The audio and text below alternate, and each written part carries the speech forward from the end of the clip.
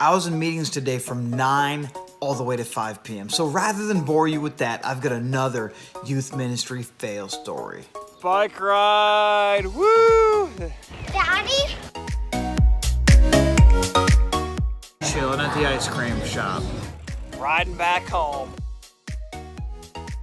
So I was 19 years old. I was in my very first youth ministry serving role as a volunteer youth leader. And we were having a Christmas party with our youth ministry. And somehow through that Christmas party, myself and one of the other youth leaders, we figured out how to breathe fire. It was kind of by accident, but there was like a can of kerosene sitting there and there was like a fire in the fireplace. And I don't know how this happened, but we ended up spitting that into the fire and go, and it was like, whoa.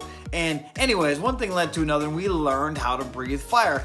We kind of lit our faces on fire a few times. Nothing extreme, but we figured it out. And over the course of that next year of my life, I figured out how to effectively breathe fire. Well, fast forward a little bit. A couple years later, I met Katie, and then we got, while we were dating, I kind of showed her this new skill that I had of being able to breathe fire, which totally freaked her out because she saw me multiple times lighting my face on fire, and I'm like, ah!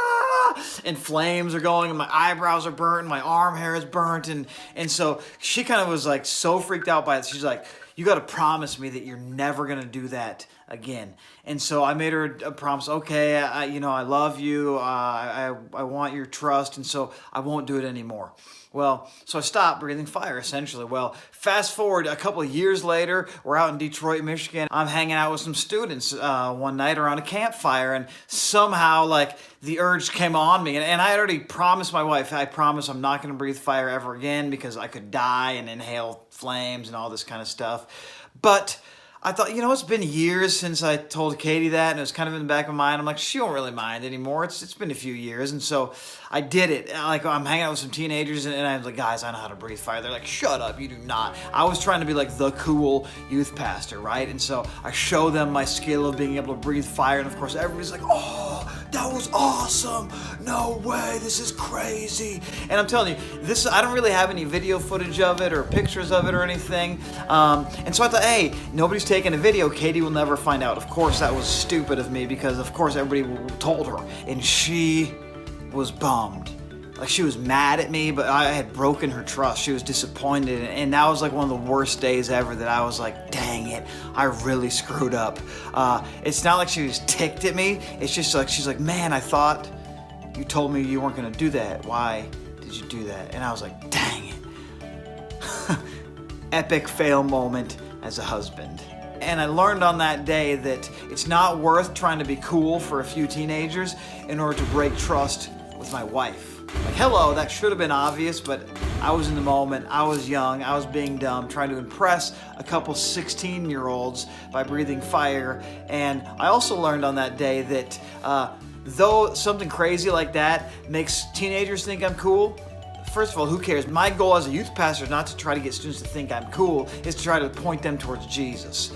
And so I was just off base, just trying to be cool. I also learned that is not the best way to earn trust with parents. Though the students think, man, this is cool, this guy knows how to breathe fire and he's crazy enough to actually do it, the parents, imagine you're a parent and your kid's like, Mom, my youth pastor, he breathed fire, he's teaching me how to breathe fire. Moms are like, wait, what the heck? What kind of youth pastor is this? No, you're not allowed to go there anymore. And so that was the last time I breathed fire. That was 15 years ago, and I'm probably never gonna do it again because I love my wife too much.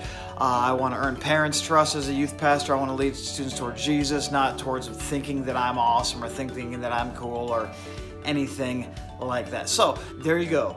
Lesson was, it's not worth breaking trust with your wife and with parents in order for teenagers to think that you're cool. So if you're doing that, I would just recommend maybe flip that around.